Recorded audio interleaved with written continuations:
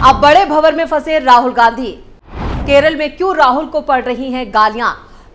2 CM jail में हैं, लेकिन पिनराई विजयन क्यों नहीं? इंडिया सहयोगी पर ही बरसे राहुल गांधी। नमस्कार, मैं हूं परवीन शेख, आप देख रहे हैं कैपिटल टीवी की स्पेशल स्टोरी। राहुल गांधी ने 2024 लोकसभा चुनाव में अपनी पुरानी सीट अमेठी छोड़ दी है। 2019 में वो अमेठी से हार भी चुके हैं। हालांकि तब केरल की वायनाड सीट से भी लड़े थे। इस बार देश भर में इंडी गठबंधन बना जरूर, लेकिन केरल में लेफ्ट और कांग्रेस अलग अलग लड़ रहे हैं। दूर से ऐसा लग रहा था कि फ्रेंडली फाइट हो सकती है, लेकिन लेफ्ट ने अब आक्रामक रुख अपना लिया है। दरअसल राजनीतिक हलकों में ये चर्चा आम है कि केरल में अभी भी बीजेपी के पास वो ताकत नहीं है जो लेफ्ट को खतरा लगे, लेकिन कांग्रेस और लेफ्ट एक दूसरे के लिए केरल में खतरा है। लिहाजा लेफ्ट ने अपने हमलों का रुख कांग्रेस की तरफ मोड़ दिया है। ये हमला भी सीधे राहुल गांधी और गांधी परिवार पर है। केरल के सीएम पिनराई विजयन ने राहुल गांधी पर हमला करते हुए कहा, जेल शब्द कहकर मुझे मत डराओ, मुझे जेल से डर नहीं लगता।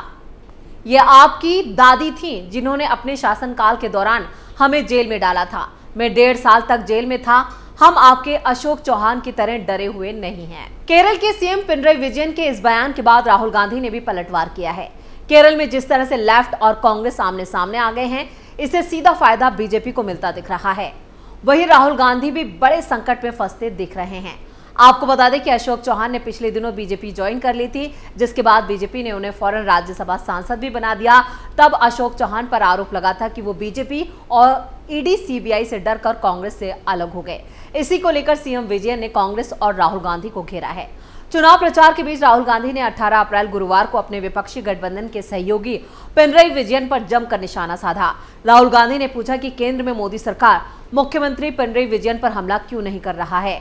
राहुल गांधी ने इस बात पर हैरानगी जताई कि यहां पर ईडी ने अब तक केरल के मुख्यमंत्री पिनराई विजयन से पूछताछ क्यों नहीं की, जबकि केंद्रीय एजेंसियां भारतीय जनता पार्टी पर हमला करने वाले सभी नेताओं से पूछताछ कर रही हैं।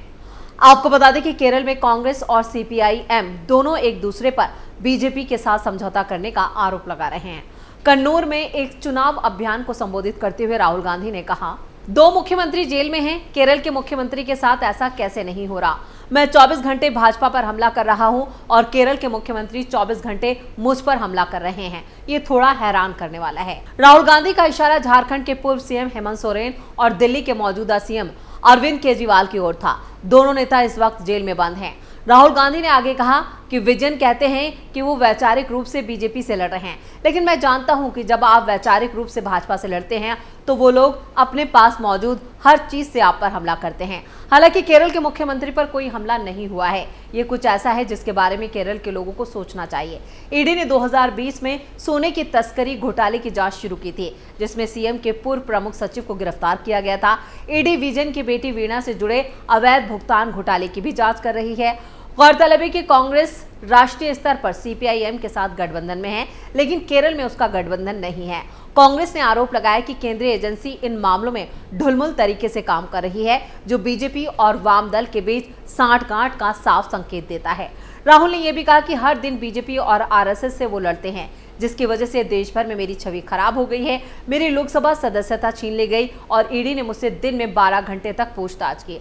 राहुल गांधी ने हैरान होते हुए कहा कि जो कोई भी भाजपा पर हमला करेगा, बीजेपी 24 घंटे के भीतर ईडी और केंद्रीय जांच एजेंसियों को भेजकर उनका पीछा करेगी। हालांकि केरल के मुख्यमंत्री पिनराई विजयन के साथ ऐसा नहीं हुआ है। पिनराई विजयन को कुछ क्यों नहीं हुआ और ईडी ने अब तक उनसे पूछताछ क्यों नहीं की? केरल में राहुल गांधी चौतरफा घिर चुके हैं। जिस तरह से वो पिनराई विजयन पर हमला कर रहे हैं, उनके अपनों ने भी अब उनके खिलाफ चक्रव्यूह रच डाला है, जिसकी वजह से अब राहुल गांधी भी बौखला गए हैं और केरल के सीएम को जमकर घेर रहे हैं। जिस पर पलटवार करते हुए केरल के मुख्यमंत्री पिनराई विजयन ने फिर कांग्रेस पर हमला बोला। उन्होंने कांग्रेस की धर्मनिरपेक्षता पर सवाल उठाया और उसे बीजेपी की बी टीम करार दिया। केरल के सीएम ने कहा कि कांग्रेस बीजेपी की बी टीम बनती जा रही है। लोकसभा चुनाव के तहत पहले चरण की वोटिंग के चंद घंटों पहले एक प्रेस कॉन्फ्रेंस के दौरान केरल के सीएम ने कहा कि कांग्रेस सांसद राहुल गांधी के चुनाव अभियान के दौरान कांग्रेस सहयोगी दल इंडियन यूनियन मुस्लिम लीग के झंडे को नहीं दिखा रही है। ये संकेत कांग्रेस में कमजोर धर्मनिरपेक्षता को दिखाता है। यह हालात कांग्रेस और यूडीएफ की गिरावट को दर्शाते हैं, क्योंकि वोट मांगने के दौरान उन्हें या उनके सहयोगी दल के झंडे को पेश करने के लिए उन्हें संघर्ष करना पड़ रहा है। केरल के मुख्यमंत्री ने यह भी आरोप लगाया कि कांग्रेस में बीजेपी का विरोध करने के लिए किसी वास्तविक वैचारिक या व्यवहारिक प्रेरणा का अभाव है। बीजेपी के साथ कांग्रेस की प्रतिद्वंदिता मुख्य रूप से चुनावी राजनीति और सत्ता संघर्ष तक सीमित है।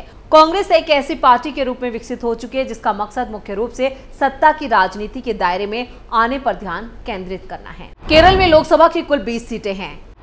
केरल में दूसरे चरण में 26 अप्रैल को मतदान है। 2019 में केरल की 20 में से 15 सीटों पर कांग्रेस ने जीत दर्ज की थी। इसके अलावा इंडियन यूनियन मुस्लिम लीग ने 2 सीटें, रिवोल्यूशनरी सोशलिस्ट पार्टी और केरल कांग्रेस एम ने एक सीट जीती थी। केरल में इस बार बीजेपी ने भी पूरा जोर लगा दिया है। बीजेपी का दावा है कि पार्टी इस बार राज्य में कई सीटें जीत सकती है और जिस तरह से कांग्रेस और लेफ्ट आपस में भिड़ रहे हैं उसका फायदा भी बीजेपी को मिल रहा है। खबरें तो यहां तक है कि राहुल गांधी वायनाड से अपनी सीट बचा पाएंगे, ये भी मुश्किल दिख रहा है। आपको बता दें कि 31 मार्च को दिल्ली के रामलीला मैदान में हुई इंडी गठबंधन की महारैली से ठीक एक दिन बाद केरल के मुख्यमंत्री पिनरई विजयन ने कहा था कांग्रेस को बीजेपी से मुकाबला करना चाहिए और वो केरल में लेफ्ट से लड़ रही है।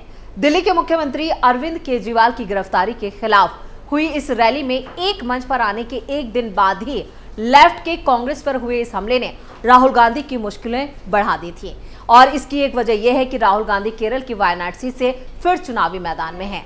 साल 2019 में जब कांग्रेस को यह आभास हुआ था कि राहुल गांधी परिवार की परंपरागत लोकसभा सीट अमेठी से चुनाव हार सकते हैं, तो पार्टी ने अमेठी के अलावा राहुल को वायनाड से भी चुनाव लड़वाया था। केरल की ये सीट उस समय पार्टी के लिए सेफ मानी जाती थी, लेकिन 5 साल बाद क्या वायनाड सीट राहुल और कांग्रेस के लिए सेफ रह गई है? अमेठी से लड़ने का चैलेंज दे रही है बीजेपी। लेफ्ट ही बन रहा है राहुल की राह का रोड़ा।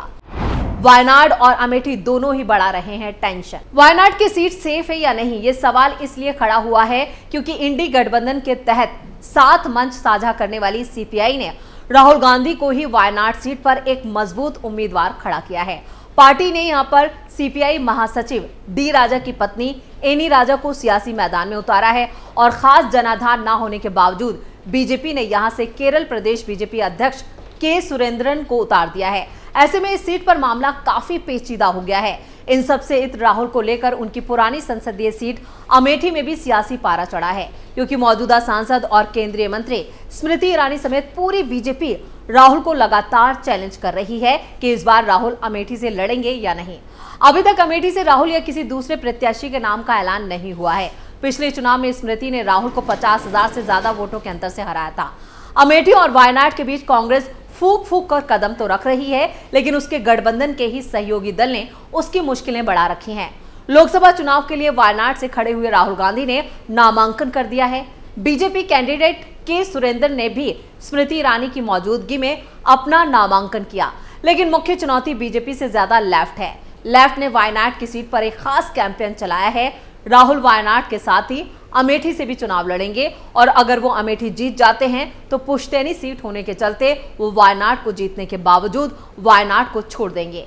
वोटिंग की बात करें तो वायनाड के लिए वोटिंग दूसरे चरण में 26 अप्रैल को होगी, जबकि अमेठी के लिए वोटिंग 6वें चरण में होगी, जिसके लिए नामांकन 26 अप्रैल के 3 मई के बीच होगी। ऐसे में अमेठी के लिए अभी तक कांग्रेस ने उम्मीदवार नहीं उतारा है, जिससे ये संकेत भी जा रहा है कि वायनाड में 26 अप्रैल को वोटिंग के बाद राहुल के नाम का ऐलान अमेठी से भी किया जा सकता है।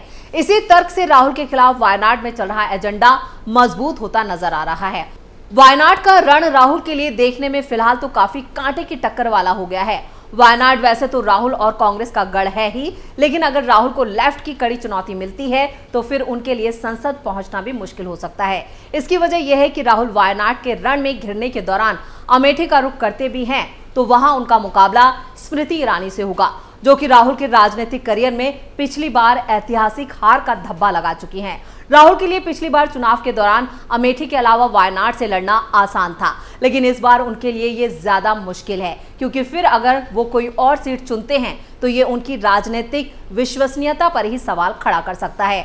वहीं दोनों ही संसदीय क्षेत्रों में उन्हें कड़ी टक्कर मिल रही है। ऐसे में इस बार उनका संसद जाने का सफर काफी चुनौतीपूर्ण साबित होता दिख रहा है।